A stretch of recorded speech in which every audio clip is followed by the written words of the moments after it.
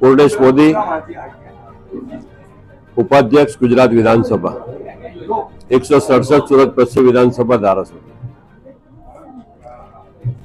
સુરત મહાનગરપાલિકાની 2026ની સામાન્ય ચૂંટણી પૂર્ણ થઈ। ભારતીય જનતા પાર્ટીના 115 જેટલા કોર્પોરેટર ચૂંટાઈને આવ્યા। આ તમામને અભિનંદન, શુભેચ્છા પાઠવું છું। જનતાએ કમળને, ભાજપને જે મત આપ્યા છે, પોતપોતાના વિસ્તારના જનપ્રતિનિધિઓ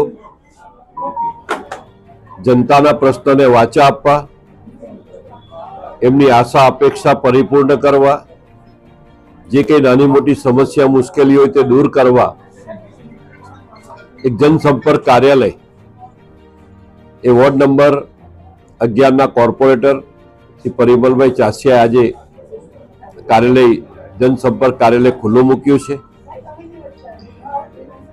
જનતાને જે કંઈ પ્રશ્ન હોય તો એમના કાર્યાલયમાં આવીને રજૂઆત કરવાનો એક સાનુકૂળ વાતાવરણ અને ઊભું કર્યું છે।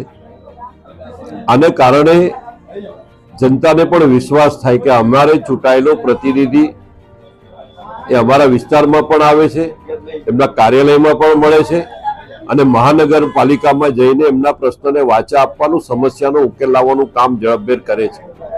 એટલે તમામ ચૂંટાયેલા પ્રતિનિધિઓ પોતપોતાનું જનસંપર્ક કાર્યાલય આ રીતે ખુલ્લું મૂકે, લોકોની સેવામાં ઉપલબ્ધ થાય એવી શુભેચ્છા સાથે પરિમલભાઈને ખૂબ ખૂબ અભિનંદન।